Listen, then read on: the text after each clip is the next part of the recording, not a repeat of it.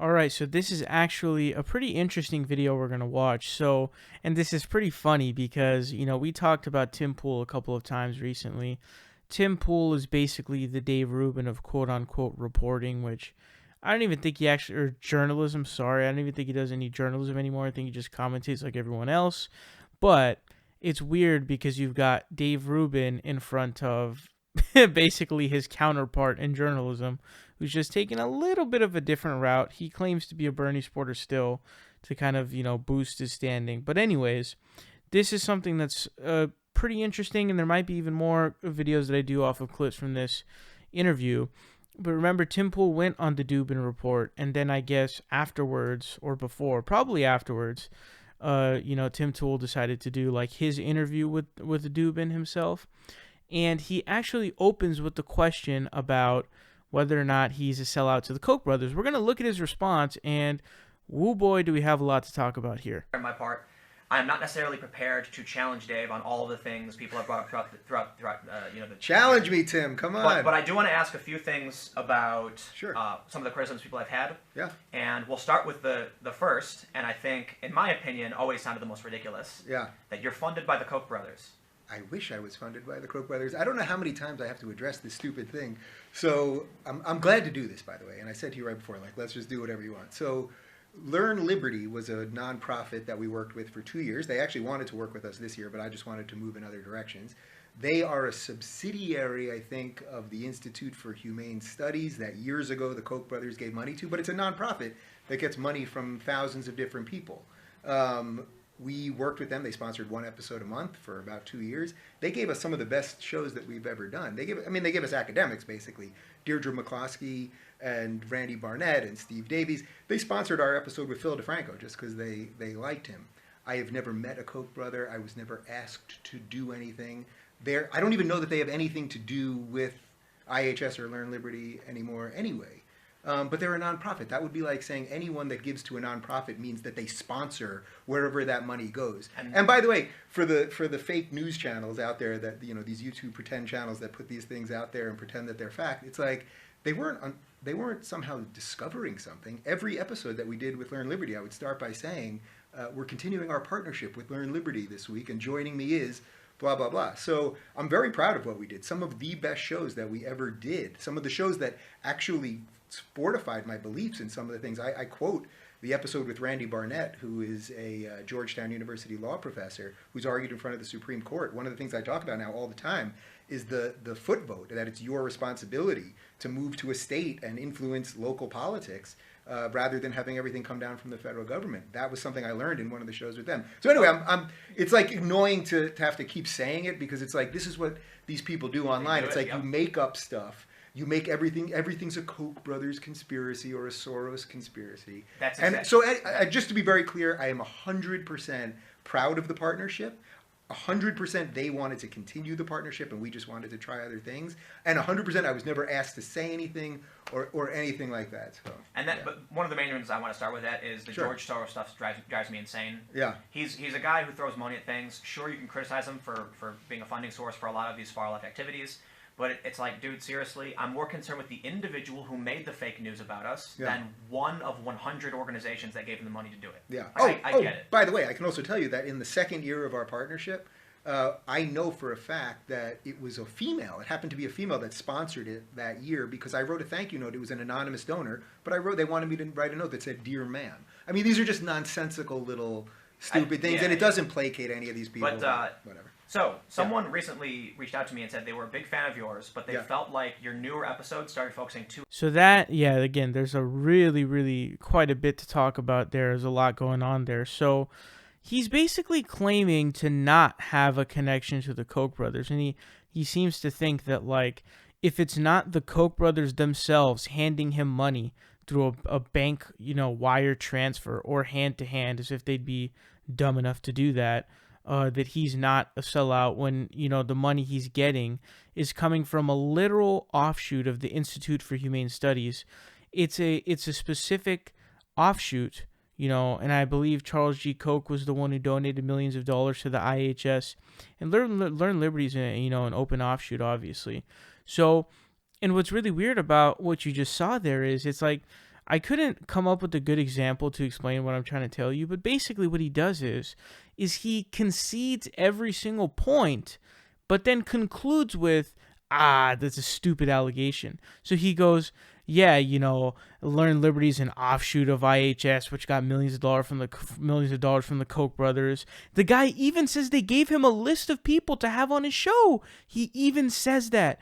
And I remember when the Playboy interview had dropped, the one that I was actually cited in, he admits that he brought people on who were given on a list from Learn Liberty, like, hey, we want to have you bring on these guests. Here's a list. And Dave Rubin brought on multiple of them. That was an even further, piece of evidence and even deeper in the sort of sellout zone, if you will.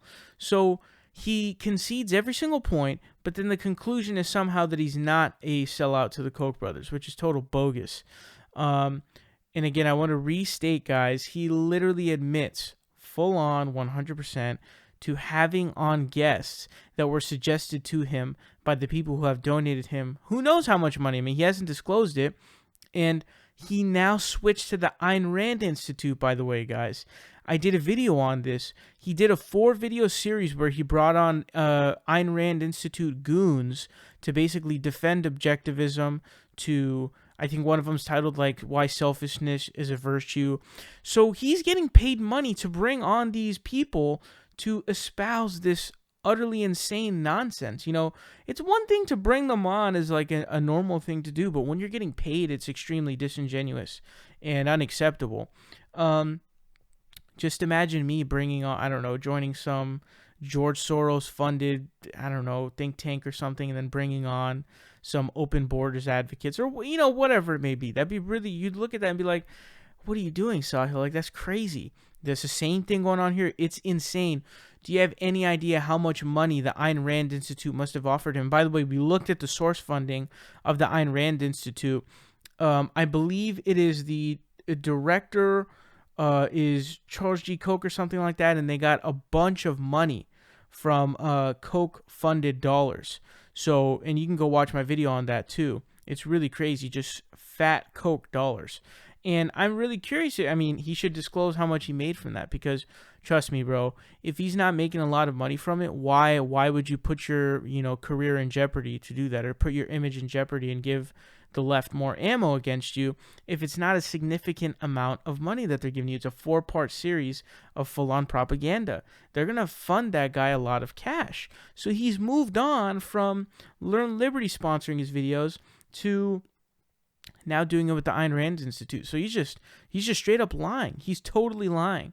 And then one of his defenses is like, oh, it's, the way he phrases like, oh, if you take from any nonprofit, which has tons of donors, you're suddenly, a Koch brothers supporter. There's a difference between, a nonprofit like PBS, which ironically actually gets a lot of Koch brother donations. I remember that because I remember being in chem class and we'd watch these videos and it'd be like, PBS, the intro would come on and go like, big thank you to, I forget if it was Charles, I think it was Charles G. Koch, but it's a difference between someone like PBS and Learn Liberty. Okay, it's a difference between PBS and, Open Society, George Soros' Open Society. There's a very big difference. So there's no comparison between a neutral, a sort of neutral nonprofit and Learn Liberty, which is an open offshoot of influence of libertarian lunacy from the Koch brothers, because they have so much expendable money. There's a very, very big difference. And remember, I did a video one time about Dave Rubin, who was calling out someone for being Soros funded. He had the gall to call out someone for being, quote, Soros funded. And then he says fake news YouTube channel. Of course, he's trying to, co-opt Donald Trump because he's a loser with no original thought. But who's he talking about there? He's talking about channels like me. And remember, I was cited in that Playboy article, so I'm assuming that was the way the question was framed to the Rubster. There's no way to know for sure, but Sam Cedars' channel is the one that I think of too, and he's probably talking about TYT at this point as well. So, listen, bro, and he says, oh, they didn't discover anything or make a finding. No, the first people to find it, whoever that was, did discover something. They discovered the ties between Learn Liberty and the Koch brothers. So they did discover something. Why are you just, why are you lying? And he says they're just making stuff up. I'm not making anything up. What do you mean? How am I making stuff up? I'm just telling you the truth about you, which is that you're a Coke-funded D-bag. That's what you are. So, again, guys, the dude switched over to the Ayn Rand Institute now. Stop even trying to do this, bro. Stop. Why are you trying to do this? And I don't even know how. I don't know if I'd call Dave Rubin a sociopath, but I mean, if you look at the characteristics of a sociopath, I think one of them is like conning and deceit and stuff like that, like conning in terms of like, being a fraud. And he has those in him, and he also has this very, I would say uncommon. I don't know if it's uncommon, but it's just this vicious, and Anna Kasparian's talked about this, about how she wishes she had his relentless, ruthless ability to be able to be so morally bankrupt and continue to, live his life without, any sort of grief. Because for me personally, if I came out tomorrow saying, hey, look, I'm partnering with the Ayn Rand Institute, I started, being buddies with Ben Shapiro the way that Dave Rubin's doing, I wouldn't be able to live with myself because I don't believe any of that garbage. You know what I mean? But Dave Rubin is somehow able to do it without, and that's why we have to be super relentless, because I genuinely don't know whether or not this man can sleep at night, but I want to keep reminding him on a daily basis, like, dude, you're a sellout, you're a fraud, you're a cunt, you're just a complete joke. And I want to make sure that he remembers that. I want to ingrain that, in his head, because it's just like you're such a person without any dignity, any morals, any principles, anything, dude. You are absolutely terrible. And, seriously, bro, do you think that the Koch brothers are dumb enough to just, you think the Koch brothers are going to call you up, Rubster, and be like, yo, I'm going to give you this cash?